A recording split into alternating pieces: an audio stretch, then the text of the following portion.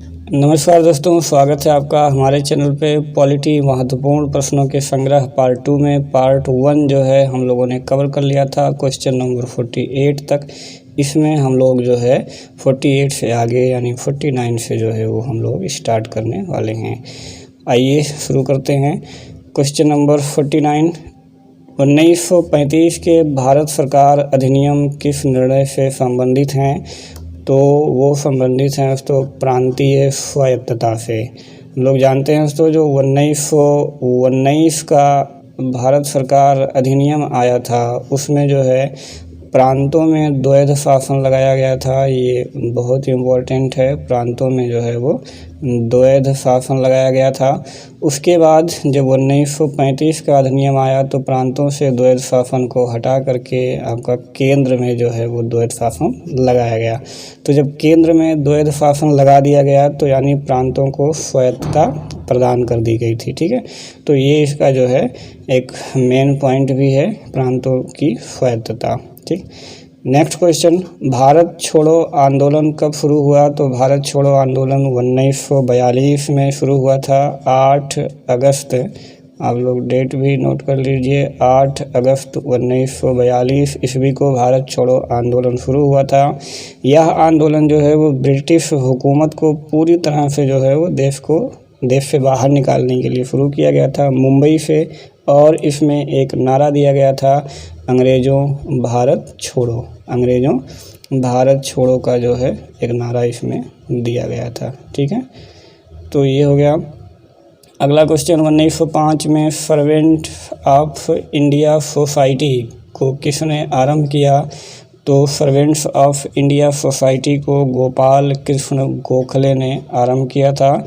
महाराष्ट्र पुणे में जो है इसकी शुरुआत की गई थी। इसका उद्देश्य क्या था? वो नौजवानों को सार्वजनिक जीवन के लिए प्रशिक्षित करना। इसको नौजवानों को सार्वजनिक जीवन के लिए इसमें प्रशिक्षित किया जाता था। और इसमें एक प्रावधान था कि जो भी नौजवान इसमें शामिल होते थे उनके परिवार को 100 रुपये प्रति माह भरण पोषण के लिए उनके परिवार को वो दिया जाता था। तो ये रहा इतना पॉइंट। अगला क्वेश्चन हम लोग देखेंगे, दिल्ली चलो नारा किसने दिया था? तो दिल्ली चलो नारा सुभाष चंद्र बोस ने दिया था। सुभाष चंद्र बोस ने 1942 में आज़ाद हिंद फ़ौज की स्थापना। आज़ाद हिंद फ़ौज की जो मूल स्थापना थी वो हम लोग जानते हैं कि उसको आनंद मोहन ने किया था। उसको फिर जो है सुभाष चंद्र ने उसका पुनर्गठन किया था और 40,000 सैनिकों के साथ जो है इन्होंने एक नारा दिया था कि दिल्ली चलो। ठीक है, और भारत को जो है वो ब्रिटिशों से आज़ाद कराओ।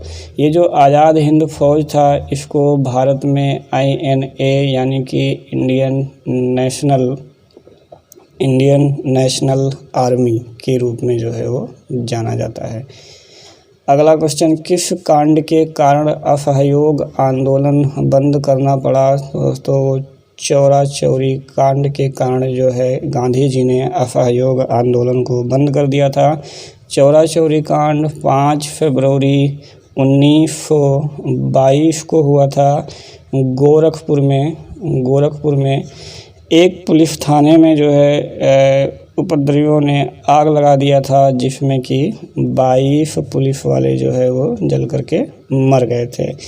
अब इन अभियुक्तों का केस जो है वो मदन मोहन मालवीय ने लड़ा था और जो है उन लोगों को बचा भी लिया था। तो इतनी सारी इन्फॉर्मेशन आपके लिए। अगला क्वेश्चन देखेंगे दोस्तों, निम्नलिखित में से कौन सीमांत गांधी के नाम से जाना जाता है? तो सीमांत गांधी के नाम से खान अब्दुल गफ्फार खान को जाना जाता है। ये काफ़ी फेमस क्वेश्चन है और कई बार जो है वो आपके एग्जाम में पूछा भी जा चुका है। इनके बारे में थोड़ी सी और एडिशनल जानकारी हम आपको देंगे। खान अब्दुल गफ्फार खान ने खुदाई खिदमतगार की जो है वो स्थापना की थी, जो कि ये क्वेश्चन में आपके एग्ज़ाम में पूछा जाता है। और एक मोमेंट चलाया था इन्होंने, रेड कुर्ती यानी कि लाल कुर्ती आंदोलन। तो ये बहुत ही इम्पॉर्टेंट है, ये एग्ज़ाम में आपके कई बार पूछा गया है। रेड शर्ट आंदोलन यानी कि रेड कुर्ती आंदोलन और खुदाई खिदमतगार। तो अब्दुल गफ्फार खान जो थे वो बलूचिस्तान के नेता थे, बलूचिस्तान के।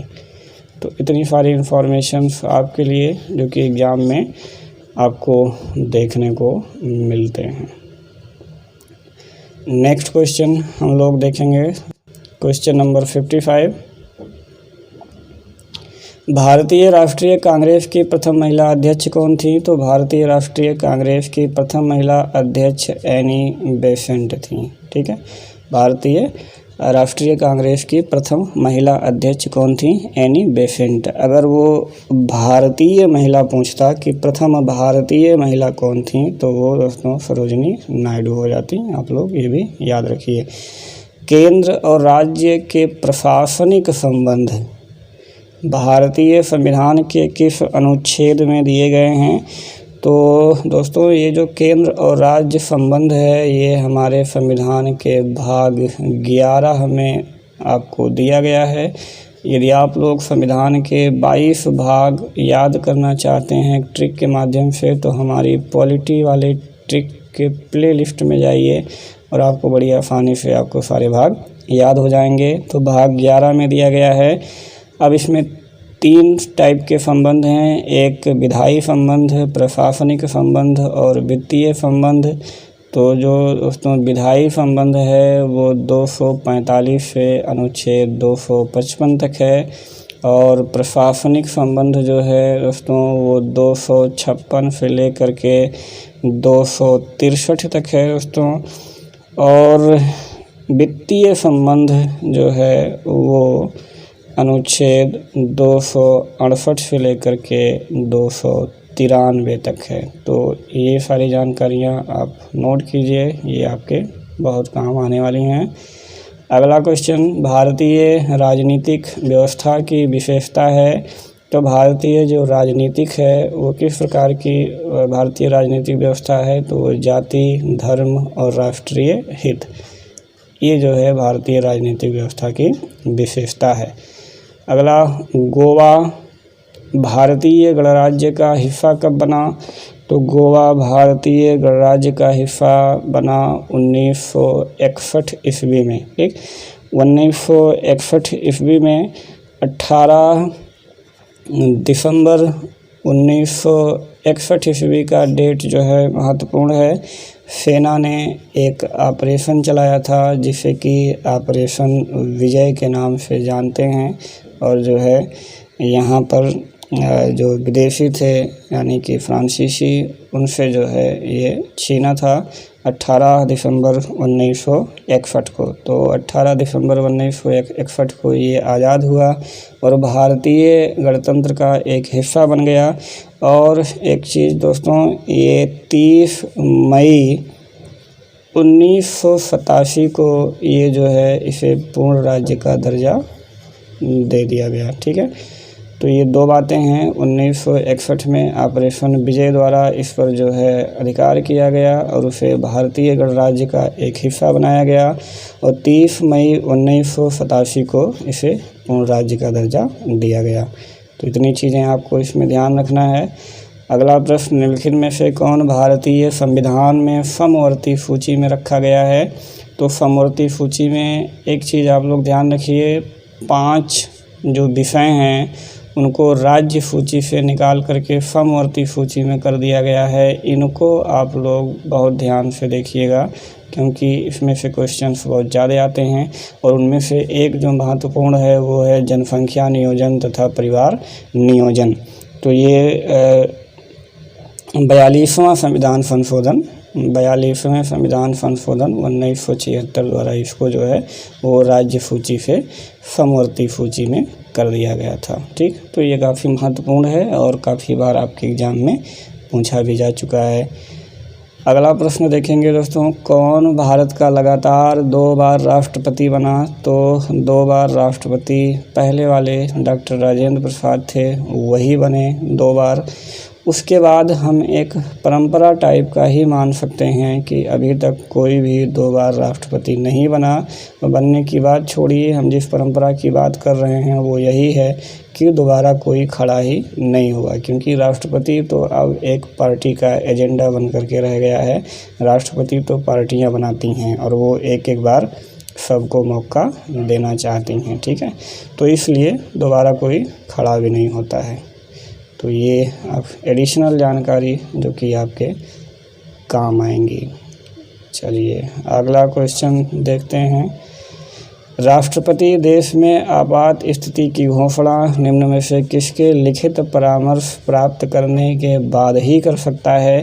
तो दोस्तों ये प्रावधान जो है वो 44वें संविधान संशोधन 1978 द्वारा ये लागू किया गया, क्योंकि जो 1975 में आपातकाल लागू हुआ था वो एक हमारे संविधान में प्रावधान था आंतरिक अशांति। तो इसी आंतरिक अशांति का सहारा लेकर के इंदिरा गांधी ने 1975 में जो है वो आपातकाल लगा दिया था और इन्होंने डायरेक्ट जो है राष्ट्रपति से जो है अकेले मिल ली और सुबह होते होते जब लोग जगे तो उनको पता चला कि देश में आपातकाल लग गया है, यानी कि उनके मंत्रिमंडल को भी नहीं पता था कि आपातकाल लग गया है। तो यही सारे प्रावधानों को 44वें संविधान संशोधन में संशोधित किया गया और सबसे जो पहली चेंजिंग थी आंतरिक अशांति को चेंज कर दिया गया और ये कह दिया गया कि जब तक सशस्त्र विद्रोह नहीं होंगे तब तक आपातकाल नहीं लगाया जा सकता। और ये जो प्रधानमंत्री जी डायरेक्ट जो है राष्ट्रपति से अकेले मिलकर के आपातकाल लगवा ली, इसमें भी एक बड़ी चेंजिंग कर दिया गया कि मंत्रिमंडल के लिखित हस्ताक्षर, ठीक है, मंत्रिमंडल के लिखित हस्ताक्षर के बिना अब राष्ट्रपति जो है वो आपातकाल की घोषणा नहीं कर सकते।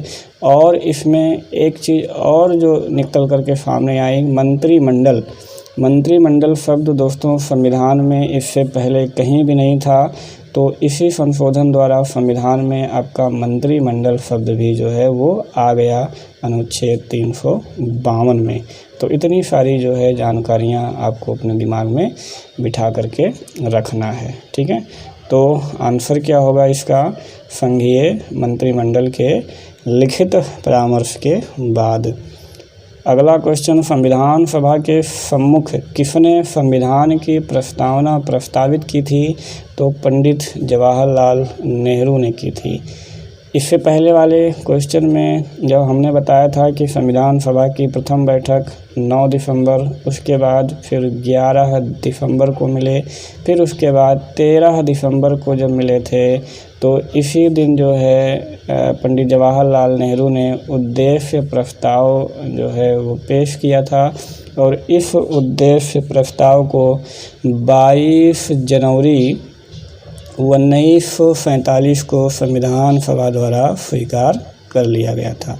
तो इतनी चीज़ें आपको जानना है कि 13 दिसंबर 1946 को उद्देश्य प्रस्ताव पंडित जवाहरलाल नेहरू द्वारा संविधान सभा में प्रस्तुत किया गया और उसे कब स्वीकार किया गया, ये भी प्रश्न आपके एग्जाम में आया हुआ है। तो 22 जनवरी 1947 को संविधान सभा के द्वारा इसको स्वीकार कर लिया गया। चलिए दोस्तों अगला क्वेश्चन हम लोग देखेंगे कि स्थानीय एमपी और एमएलए गण निम्नलिखित में से किसके पदेन सदस्य होते हैं? तो दोस्तों पंचायत समिति के जो है वो पदेन सदस्य होते हैं। अब पंचायती राज पर अगर हम लोग नज़र डालें तो BR मेहता, जिसे कि आप बलवंत राय मेहता कहते हैं, बलवंत राय मेहता समिति की सिफारिश पर जो है वो पूरी जो है पंचायती राज भारत में रखा गया है और बलवंत राय मेहता ने 3 स्तरीय जो है पंचायती राज की वो मांग की थी। तो एक तो दोस्तों सबसे नीचे ग्राम स्तर पर वो आपको ग्राम पंचायत और फिर एक जो है ब्लॉक स्तर पर हम उसे पंचायत समिति कहते हैं, और एक ज़िला स्तर पर होता है जिसे कि हम जिला परिषद कहते हैं। ठीक है, तो ये भी आपके एग्ज़ाम में क्वेश्चन पूछा गया है कि जो है पंचायती राज के जो शिल्पी हैं वो कौन हैं। बलवंत राय मेहता। त्रिस्तरीय जो है पंचायती राज के गठन करने के लिए किसने सुझाव दिया? बलवंत राय मेहता। और इसके बाद जो अशोक मेहता भी इसमें एक आते हैं दोस्तों, उन्होंने द्विस्तरीय जो है बनाने की बात की थी, जिनकी बातों को जो है वो नकार दिया गया। लागू कौन किया गया? बलवंत राय मेहता की त्रिस्तरीय वाली। तो ऐसे टाइप के भी आपके क्वेश्चन जो है वो बन जाते हैं कि ब्लॉक स्तर पर जो समिति है उसका नाम क्या है। ठीक है, तो ग्राम स्तर पर ग्राम पंचायत बहुत ही फेम है, जिला स्तर पर जिला परिषद ये भी फेम है, ब्लॉक स्तर पर यही आपको ऑड देखने को मिल रहा होगा कि ये पंचायत समिति नाम है इसका। ठीक है, तो यही आपके एग्ज़ाम में बीच वाला पूछा जाता है।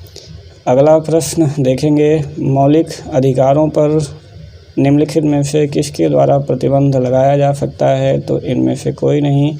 मौलिक अधिकारों में संशोधन या प्रतिबंध या कटौती जो भी करना है वो केवल और केवल संसद द्वारा किया जा सकता है।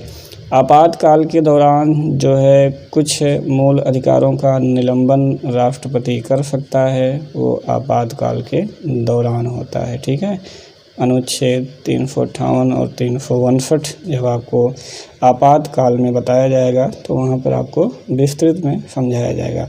अगला प्रश्न, निम्नलिखित में से किस क्षेत्र में स्थानीय निकायों पर राज्य सरकार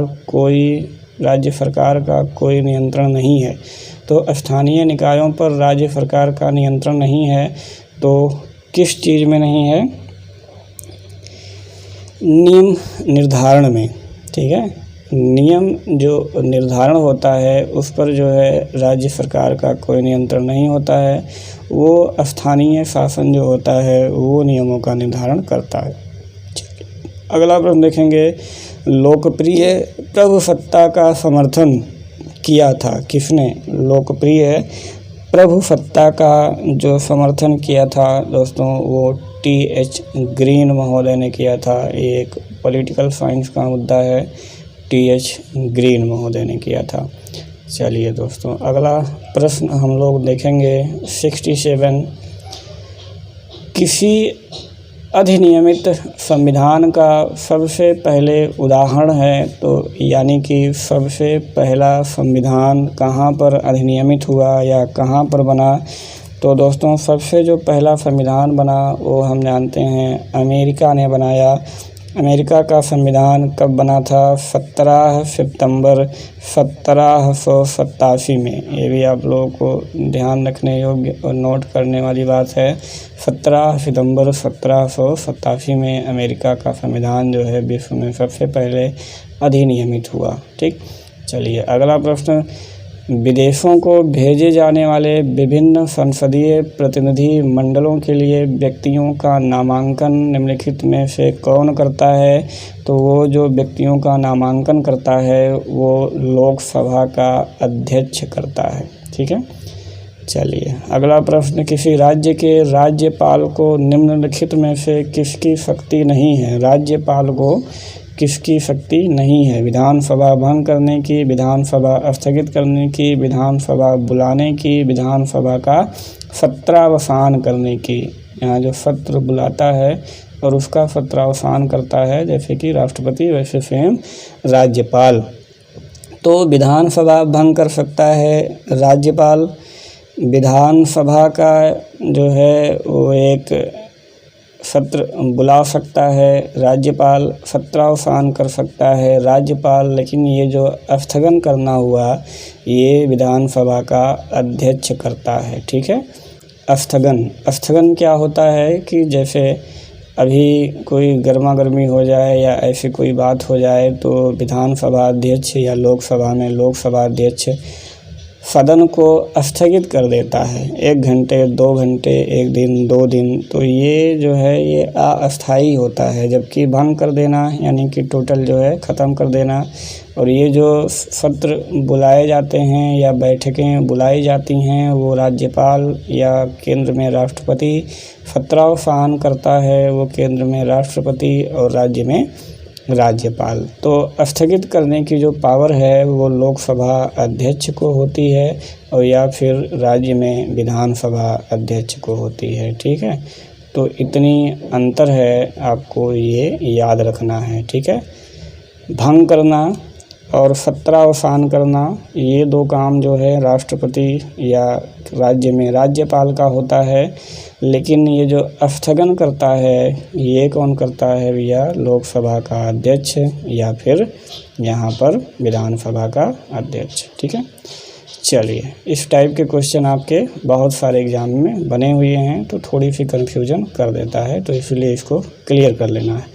निम्नलिखित में से उच्चतम न्यायालय की सबसे पहली महिला न्यायाधीश कौन थी? तो वो सुनंदा भंडारे थीं। 17वीं लोकसभा के अध्यक्ष कौन हैं? तो मिस्टर ओम बिरला जी हैं। भारत में वित्त आयोग के सदस्यों की नियुक्ति किसके द्वारा की जाती है? तो भारत के राष्ट्रपति द्वारा की जाती है।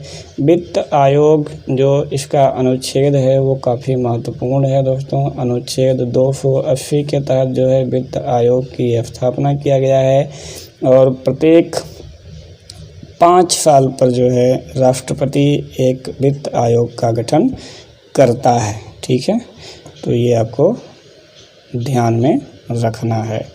चलिए अगला प्रश्न हम लोग देखेंगे दोस्तों, क्वेश्चन नंबर 63। पुदुचेरी को भारतीय संघ में कब सम्मिलित किया गया? पुदुचेरी को भारतीय संघ में 1956 में जो है वो सम्मिलित किया गया। इससे पहले ये फ्रांसीसियों के कब्जे में था। अगला प्रश्न, निम्नलिखित में से किस समिति का पदेन अध्यक्ष लोकसभा का अध्यक्ष होता है? यानी लोकसभा का अध्यक्ष किस समिति का वो है पदेन अध्यक्ष है? तो वो होता है नियम समिति। यानी जो लोकसभा चलाने के लिए जो भी नियम और कानून होते हैं उनमें मुख्य रोल तो लोकसभा अध्यक्ष का ही होता है, इसलिए वो उसका पदेन अध्यक्ष होता है। अगला प्रश्न देखेंगे दोस्तों, राज्य लोक सेवा आयोग के सदस्यों की नियुक्ति कौन करता है? तो राज्य लोक सेवा आयोग के सदस्यों की नियुक्ति जो है वो राज्यपाल करता है। लेकिन एक चीज़ जो आपको ध्यान में रखना है वो बहुत ही इम्पोर्टेंट पॉइंट कि नियुक्ति तो राज्यपाल कर देता है लेकिन राज्यपाल हटा नहीं सकता। फिर हटाता कौन है? इनको हटाने की शक्ति वो राष्ट्रपति के पास होती है। राज्यसभा कब भंग होती है? या फिर यूं कहें कि आपके एग्ज़ाम में क्वेश्चन पूछ लेता है कि राज्यसभा का कार्यकाल कितने वर्ष का होता है, तो आप जो है वो थोड़ी देर के लिए सहम सकते हैं और 6 साल लगा सकते हैं बहुत आराम से। क्यों? क्योंकि राज्यसभा के सदस्यों का कार्यकाल 6 साल होता है, इसीलिए आप जो है इसको 6 साल लगा सकते हैं।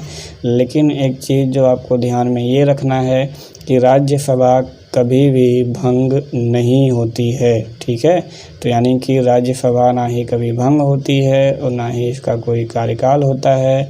दोस्तों इसके सदस्यों का कार्यकाल होता है वो कितना होता है? 6 वर्ष। ठीक है, तो इसमें सदस्य जो है वो आते रहते हैं और जाते रहते हैं। ये राज्यसभा कभी भी भंग नहीं होती, ना ही इसका कोई कार्यकाल है। तो इस टाइप के क्वेश्चन पूछ लेते हैं, ज़रा सा ध्यान नहीं देंगे तो फंस सकते हैं। भारत में मंत्रिपरिषद सामूहिक रूप से किसके प्रति उत्तरदायी है? तो लोकसभा के प्रति जो है वो उत्तरदायी है। अगर ऑप्शन में आपको लोकसभा नहीं मिलता है तो संसद, और यदि संसद और लोकसभा दोनों मिलता है तो फाइनली जो है वो एक्चुअल जो आपका आंसर है वो क्या है? लोकसभा ही है, इसमें राज्यसभा भी नहीं, क्योंकि संसद में तीनों आ जाते हैं आपका, राज्यसभा, लोकसभा, राष्ट्रपति। तो जो स्पेशली है जवाबदेहिता वो लोकसभा में ही है। अब जवाबदेहिता कैसे फिक्स होती है, जो वहाँ पे प्रश्नकाल होते हैं, शून्यकाल होते हैं, तमाम सारे अविश्वास प्रस्ताव, निंदा प्रस्ताव, ये सारी चीज़ें, तो इन्हीं सारी चीज़ों के माध्यम से इनकी जवाबदेहिता वहाँ लोकसभा में जो है फिक्स किया जाता है, ओनली एंड ओनली लोकसभा में। ठीक है, चलिए, भारतीय संविधान द्वारा मौलिक अधिकार दिए गए हैं।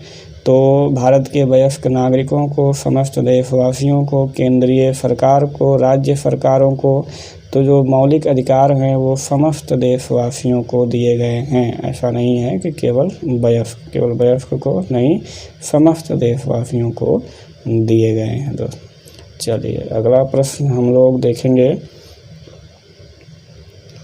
राज्य पुनर्गठन आयोग के अध्यक्ष कौन थे? तो राज्य पुनर्गठन आयोग के अध्यक्ष फजल अली थे। राज्य पुनर्गठन आयोग जो है 1953 में आया था, जिसके अध्यक्ष फजल अली थे, और इसके जो 2 अध्यक्ष थे वो के.एम. पडिक्कर और हृदयनाथ कुंजरू थे।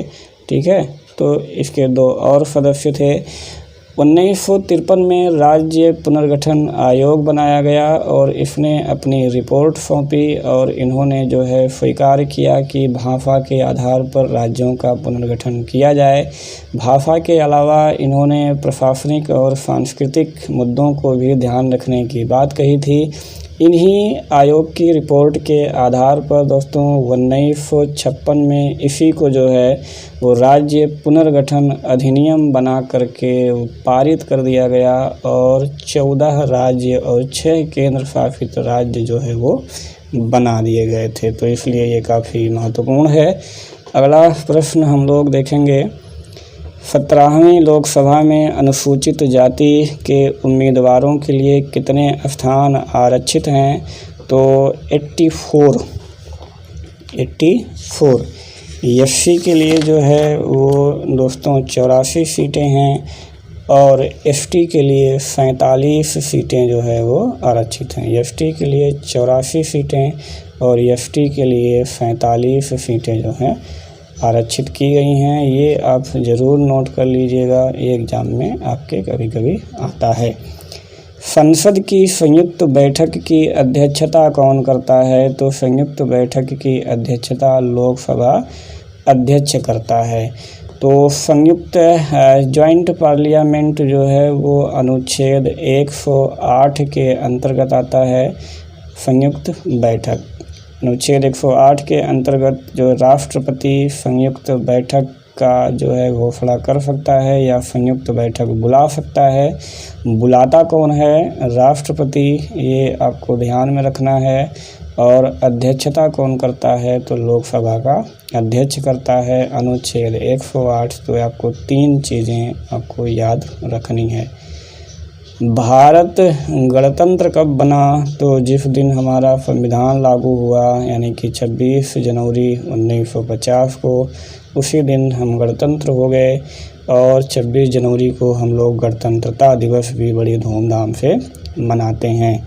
भारतीय संविधान में मौलिक कर्तव्य कब सम्मिलित किए गए? तो मौलिक कर्तव्य जो है दोस्तों 42वें संविधान संशोधन 1976 द्वारा जो है वो शामिल किया गया भारतीय संविधान में। भाग 4 का मूल संविधान में कुल 10 मौलिक कर्तव्य जो है दोस्तों शामिल किए गए थे, बाद में एक और कर दिया गया। तो कुल मिलाकर के अब कितने हो गए? 11 मौलिक कर्तव्य जो हैं वो हैं। ये जो मौलिक कर्तव्य को शामिल किया गया था, ये सरदार स्वर्ण सिंह समिति के सिफारिश पर किया गया था। किसके? सरदार स्वर्ण सिंह समिति। तो इतनी सारी बातें आपको इसके माध्यम से याद रखना है। चलिए दोस्तों, आगे देखते हैं। कौन सी धारा संसद तथा राज्य विधानमंडलों में अनुसूचित जातियों यानी एससी के लिए सीटों का आरक्षण बताती है? तो संसद में अनुच्छेद 330 और राज्य विधानसभा में जो है अनुच्छेद 332 के तहत सीटें आरक्षित हैं। तो ये हो गया दोस्तों। अब हम लोग अगले क्वेश्चन पर देखते हैं, नज़र डालते हैं क्या है। पंचायती राज प्रणाली में महिलाओं के लिए कितनी सीटें आरक्षित हैं? तो 33% सीटें आरक्षित हैं। और जो इनके सदस्यों के लिए न्यूनतम जो उम्र होती है दोस्तों, वो आप लोग ध्यान रखिए 21 वर्ष होती है। भारत में मंत्रिमंडल सामूहिक रूप से जवाबदेह है। तो लोकसभा के प्रति पीछे क्वेश्चन में बताया। उच्च न्यायालय के न्यायाधीशों की नियुक्ति कौन करता है? तो वो राष्ट्रपति करता है। एक चीज़ आपको ये ध्यान में रखना है, क्योंकि ऐसा ना हो कि जो जैसे सुप्रीम कोर्ट का मुख्य न्यायाधीश है तो उसकी नियुक्ति राष्ट्रपति करता है, तो ऐसे राज्य में उनकी नियुक्ति राज्यपाल कर दे। ऐसा नहीं होता है। राज्य में भी उच्च न्यायालयों के न्यायाधीशों की नियुक्ति कौन करता है? राष्ट्रपति करता है, और वो मुख्य न्यायाधीश के परामर्श से और यहाँ जो राज्यपाल होते हैं उनके परामर्श से करता है। नेक्स्ट क्वेश्चन, भारतीय गणतंत्र में किसी राज्य की जो सदस्यता है वो क्या है? तो वो सदस्यता दोस्तों अनिवार्य है, ना ही ऐच्छिक है, ना ही अस्थायी है और ना ही पसंद है। ये अनिवार्य है, क्योंकि हमारे यहाँ केंद्र ने जो है वो राज्यों को उत्पन्न किया है, राज्यों ने मिलकर के केंद्र को उत्पन्न नहीं किया है। तो इसलिए राज्य की सदस्यता अनिवार्य है, ठीक है। यानी कि किसी भी राज्य को केंद्र से अलग होने की शक्ति नहीं प्राप्त है। अगला प्रश्न हम लोग देखते हैं दोस्तों, कौन सा राज्य का घटक नहीं है? तो राज्य के 4 घटक होते हैं दोस्तों। वो होता है पहला भूभाग। जब भूभाग होगी तो उस पे जनता होगी, जनता होगी तो जनता पर शासन करने वाला भी जो है होना चाहिए। और वो शासन या फिर सरकार कैसी होनी चाहिए? तो संप्रभु होनी चाहिए, यानी कि ये 4th पिलर ऑफ स्टेट होते हैं। तो यानी कि दोस्तों इसमें से वो जो सत्ता है वो इसके नहीं है, जनता भूभाग शासन ये होगा। अगला, धर्मनिरपेक्ष राष्ट्र का अर्थ होता है। तो धर्मनिरपेक्ष राष्ट्र का अर्थ होता है धर्म विरहित राष्ट्र, यानी कि राष्ट्र का कोई भी धर्म जो है वो नहीं होगा, कोई भी धर्म नहीं होगा। और राष्ट्र जो है सभी धर्मों को समान जो है वो संरक्षण प्रदान करेगा, ठीक है। तो ये होता है एक संप्रभु राष्ट्र का मतलब। अगला प्रश्न हम लोग देखेंगे दोस्तों, आधुनिक समय में विधि का एकमात्र साधन है। तो विधि का एकमात्र साधन क्या है? शासन, यानी शासन ही जो है वो विधियों का निर्माण करती है। सामाजिक समता से अभिप्राय क्या है? तो सामाजिक समता से अभिप्राय है कि समाज में भेदभाव ना हो, ठीक है। सामाजिक समता का अभिप्राय क्या है? कि समाज से भेदभाव को मिटा दिया जाए। किन 2 प्रकार से नागरिकता प्राप्त होती है? तो दोस्तों जो नागरिकता प्राप्त होती है हमारे भारत में वो 5 प्रकार से किया जा सकता है, जिसमें से इसमें 2 हैं नैसर्गिक और अंगीकरण। तो ये 2 प्रकार से जो है नागरिकता प्राप्त की जा सकती है। अगला, कौन सा राजनीतिक अधिकार नहीं है दोस्तों? तो शिक्षा का अधिकार इसमें से आपका राजनीतिक अधिकार नहीं है, क्योंकि शिक्षा का अधिकार दोस्तों क्या है? 21 का के तहत वो आपका मूल अधिकार है, ठीक है। 21 का में दिया गया है क्या? 6 से 14 साल के बच्चों का ये क्या है? मूल अधिकार है। तो ये राजनीतिक अधिकार नहीं। भारत में राष्ट्रपति अपना त्यागपत्र किसके समक्ष प्रस्तुत कर सकता है? तो उपराष्ट्रपति को अपना त्यागपत्र दे सकता है। संविधान की किस अनुसूची में क्षेत्रीय 22 भाषाएं जो है शामिल हैं? तो 8वीं अनुसूची में, और भाग 17 में जो है राजभाषा है, और 8वीं अनुसूची में जो है आपकी 22 भाषाएं जो है दी गई हैं दोस्तों। तो अगर आपको इन 22 भाषाओं के बारे में जानना है और इनको याद करना है तो हमारे पॉलिटी वाले ट्रिक के जो है आप प्लेलिस्ट में जाइए, और वहाँ पर आपको जो है इसको याद करने के लिए ट्रिक बताया गया है। आप इन 22 भाषाओं को बहुत ही आसानी से याद कर पाएंगे।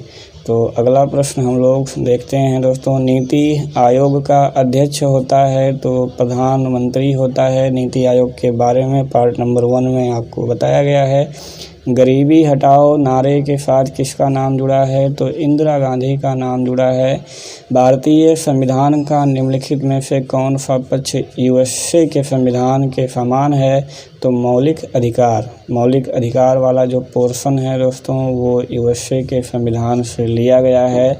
अगर आप और भी चीज़ों के बारे में जानना चाहते हैं कि कौन सा प्रावधान किस देश से लिया गया है और आप उसको याद करना चाहते हैं तो अगेन आप जो है पॉलिटी ट्रिक वाले आप प्ले लिस्ट में जाइए, वहाँ पर इसको एक ट्रिक मिल जाएगा, आप याद कर पाएंगे। संयुक्त राष्ट्र दिवस किस तिथि को मनाया जाता है तो 24 अक्टूबर को मनाया जाता है, क्योंकि 24 अक्टूबर 1945 को संयुक्त राष्ट्र की स्थापना हुई थी। कहाँ पे? सैन फ्रांसिस्को कैलिफोर्निया में। कहाँ? सैन फ्रांसिस्को कैलिफोर्निया में इसकी स्थापना हुई थी। इसीलिए जो है 24 अक्टूबर 1945 को संयुक्त राष्ट्र दिवस मनाया जाता है। तो दोस्तों दूसरे पार्ट में हम लोगों ने क्वेश्चन 100 तक जो है वो कवर कर लिया है। आप लोगों ने देखा होगा कि कितने महत्वपूर्ण प्रश्न हैं जो आपके एग्ज़ाम में पूछे जाने की इनकी संभावना है। तो ऐसे ही दोस्तों हमारा प्रयास रहेगा कि ज़्यादा से ज़्यादा महत्वपूर्ण क्वेश्चन आप तक पहुंचाए जाएं और उनका एक सटीक व्याख्या दिया जाए, ताकि एक क्वेश्चन में और भी आपके 2, 3, 4 क्वेश्चन वो आ पाएँ। तो दोस्तों ऐसे ही क्वेश्चंस पाने के लिए बने रहिए हमारे साथ, और अभी तक आपने हमारे चैनल को सब्सक्राइब नहीं किया है तो सब्सक्राइब ज़रूर कर लीजिए। और वीडियो देखने के लिए बहुत बहुत धन्यवाद।